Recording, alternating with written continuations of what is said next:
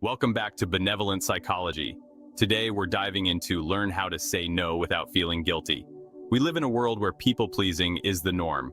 We fear that saying no might disappoint others or make us seem unkind. But saying yes to everything spreads us too thin.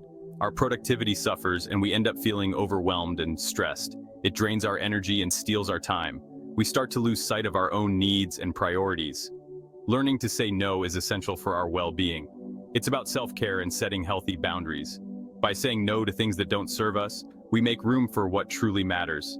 Embrace the power of no and reclaim your life. Saying no is an affirmation of yourself. Boundaries are essential for healthy relationships and a fulfilling life.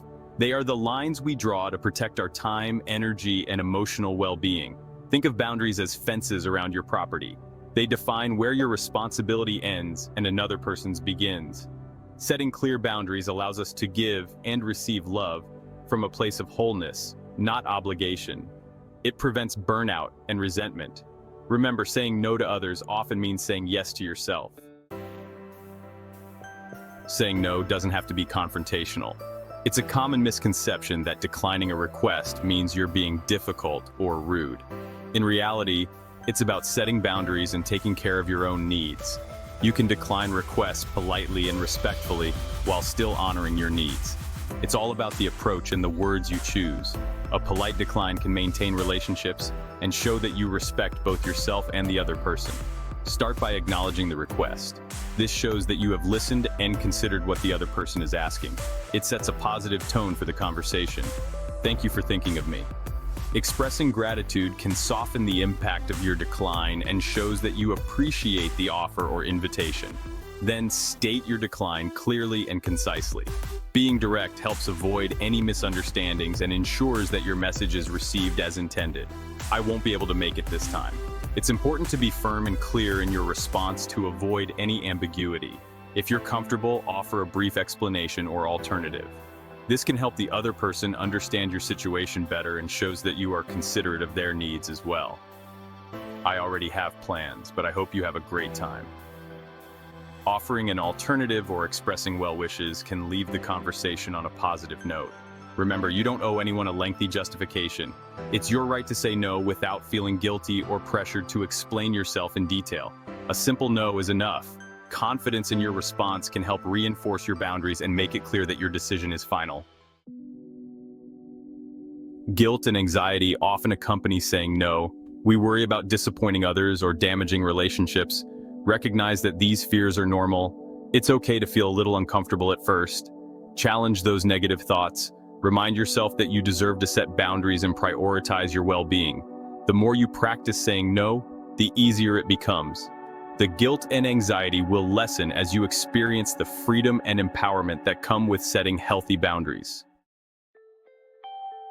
Learning to say no has been a transformative journey for me. It has been a path filled with self-discovery, growth, and a deeper understanding of my own needs and desires. I used to be a chronic people-pleaser, always putting the needs of others before my own. I thought that by saying yes to everyone, I would be liked and accepted. This pattern led to burnout, resentment, and a lack of fulfillment. I found myself constantly exhausted, both physically and emotionally, unable to find joy in the things I once loved. It wasn't until I started setting boundaries and prioritizing my well-being that I truly began to thrive. It wasn't always easy. Saying no felt foreign and uncomfortable at first. I faced resistance and guilt. I worried about disappointing others and feared rejection. But I knew that in order to live authentically, I had to honor my own needs. But with each no I uttered, I felt a surge of empowerment. I began to realize that my worth wasn't tied to how much I could do for others, but in how true I could be to myself. I was finally honoring my own needs and creating a life that aligned with my values. This journey taught me that saying no is not about rejection, but about self-respect and self-care. It's about making space for what truly matters and finding balance in a world that often demands too much. Now I embrace the power of no, knowing that it is a vital part of my well-being and happiness. Saying no is an act of self-respect. It's about recognizing that your time and energy are valuable. When you set boundaries and prioritize your needs, You send a powerful message to yourself and the world. You matter. Your well-being matters. This realization can be incredibly empowering. It builds confidence and self-esteem. It allows you to show up in the world as your most authentic self.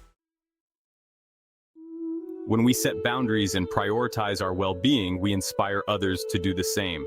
Our no becomes a catalyst for change, encouraging those around us to reevaluate their own priorities and set healthy boundaries in their own lives.